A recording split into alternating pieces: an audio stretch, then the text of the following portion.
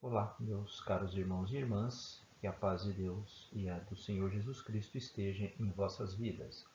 Mais uma vez eu venho trazer um outro versículo no contexto aqui no nosso canal, onde nós tratamos de versículos dentro do contexto bíblico, para que um versículo tirado do contexto não vire pretexto, não é mesmo?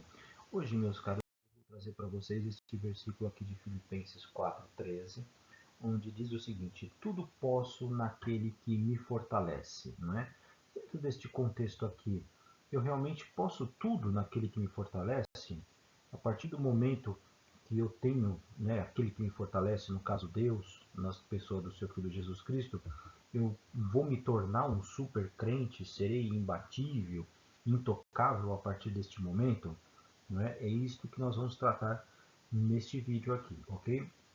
Queria que vocês prestassem bastante atenção e fizessem sim as vossas consultas, consultassem vossas Bíblias, tá bom? Para ver se corroboram com tudo aquilo que eu venho passar aqui neste vídeo. Façam seus comentários, ok? E assim a gente vai crescer juntos, né, no conhecimento da Bíblia, que é a palavra de Deus. Muito bem. Erroneamente ou enganosamente, né? Eu falo erroneamente ou enganosamente porque muitos pregadores são enganosos mesmo. Os outros fazem na sua inocência, na sua simplicidade, por não terem o conhecimento e utilizam desse versículo aqui para fazer pregações de autoajuda, para enaltecer o crente, não é? E fazer com que o crente seja triunfalista diante das adversidades desta vida. Não é? Então, para isso que serve essa explicação que nós vamos fazer aqui no dia de hoje.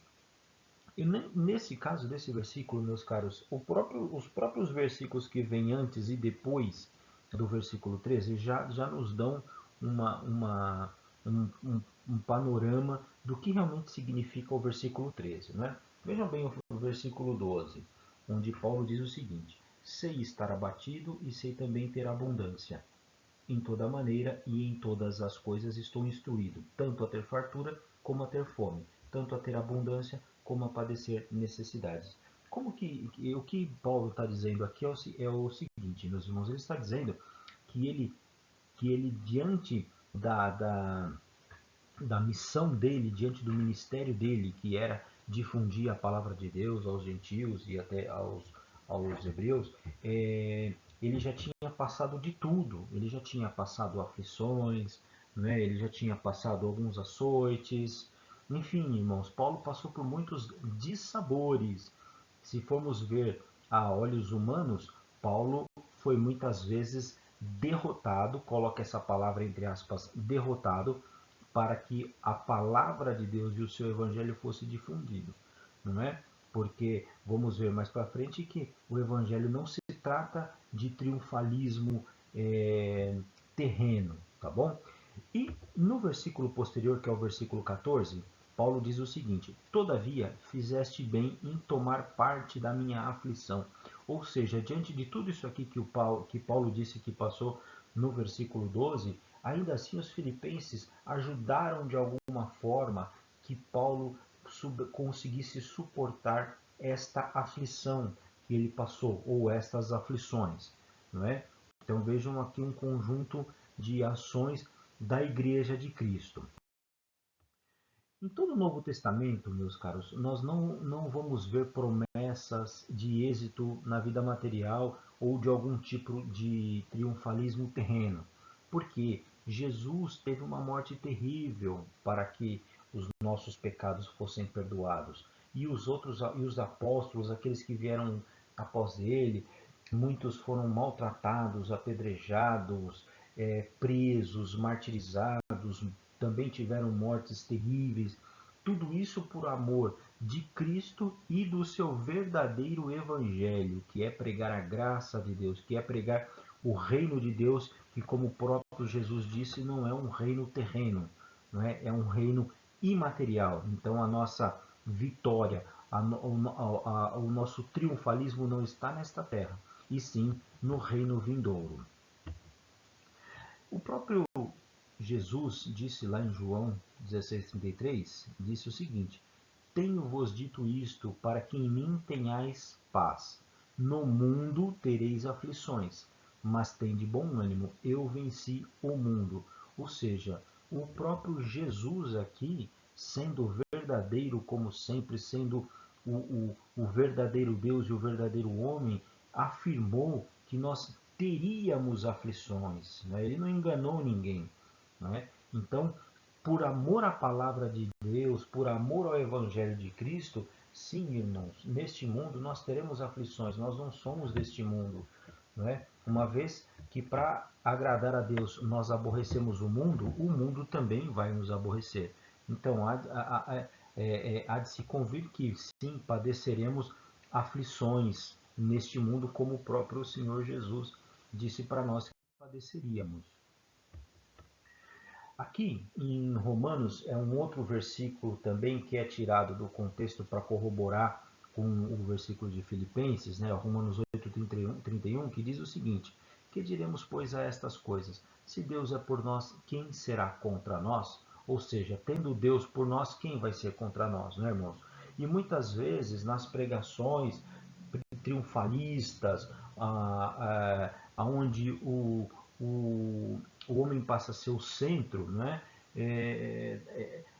Prega-se que nós vamos triunfar sobre os nossos inimigos, quer seja vizinho, quer seja patrão, quer seja alguma pessoa que tivemos algum dissabor, enfim, e aquela pessoa passa a ser, vamos dizer assim, o alvo de Deus por amor a nós. E não é isto que esse versículo está querendo dizer, meus caros. Nesse contexto aqui, Paulo está narrando o amor de Deus, que através de seu Filho Jesus Cristo tirou de nós toda a condenação da carne, todo o jugo pesado do homem, da lei, né, pelo sacrifício de Jesus na cruz. Né? Portanto, esse Deus que é por nós, ele vai nos guardar de todos os males espirituais, né? Para que ninguém roube a nossa coroa, ou muitas vezes até nos desligando do amor de Deus. Então, é nisso que Paulo está dizendo nesse Romano 8:31. Eu trouxe esse versículo só para fazermos um paralelo com Filipenses 4:13, tá bom? Então, ou seja, não vamos nos deixar levar por pregações fantasiosas de autoajuda, onde o homem é o centro, né? Pregações antropocêntricas que colocam o ser humano no centro de tudo e o homem passa a ser o autor das boas obras, né, irmãos? Porque quando fazemos isso, quando passamos a ter a autoria das boas obras, automaticamente a gente está anulando o sacrifício de Jesus na cruz, não é? E fazendo com que seja inútil todo o sacrifício que ele fez. Não é? Então, meus caros, é assim, se nós temos boas obras, estas boas obras não são oriundas de nós mesmos, mas são oriundas de Cristo. Não é? Que na nossa benevolência, se há benevolência em nós, esta benevolência ela vem através de Jesus Cristo. Quando cremos na sua palavra, quando fomos feitos novas criaturas, porque uma nova criatura não pratica as más obras. Então, automaticamente recebemos sobre a nossa cabeça, na nossa vida, o Espírito Santo, vamos, a partir daquele momento, a praticar boas obras, não por nós, mas por Jesus Cristo, que é o nosso Salvador e é aquele que habita nos nossos corações. Então, para encerrar, meus queridos, e finalizar esse contexto de Filipenses 4:13, o versículo 12, como eu disse, ele diz que Paulo estava já acostumado a padecer necessidade, a ter abundância, etc. E tal. Então, quando nós falamos assim, tudo posso naquele que me fortalece, nós podemos dizer o seguinte: tudo eu posso suportar, né? Ou seja, eu suportarei tudo que vier contra mim em termos de adversidade, naquele que me fortalece. Não é que eu vou, a partir deste momento, me tornar um super-humano. Não é isso, irmãos, não é isso. O Evangelho não trata disso. O Evangelho não trata de triunfalismo material. E sim, como já dissemos, de um reino vindouro, de um reino espiritual que não tem vínculo nenhum com a carne e nem com as obras da carne. Ok, meus queridos? Então, tenham isso em mente, não é? Para que esse versículo caia no teu coração e você possa a crer de corpo e alma que a partir do momento que você tem aquele que te fortalece, você consegue suportar todas as coisas, seja seja fome, seja abundância, seja muitas vezes uma calúnia. Estando naquele que nos fortalece, nós vamos conseguir ter forças para suportar todas estas coisas. Tá bem, meus queridos? Por enquanto é isso aí. Até o próximo vídeo. Compartilhe este vídeo com outras pessoas, ok? Para que mais pessoas possam também crescer no conhecimento da Bíblia, que é a palavra de Deus. Ok, meus caros? Que Deus abençoe as vossas vidas e que a paz de nosso Senhor Jesus Cristo esteja sempre nos vossos corações.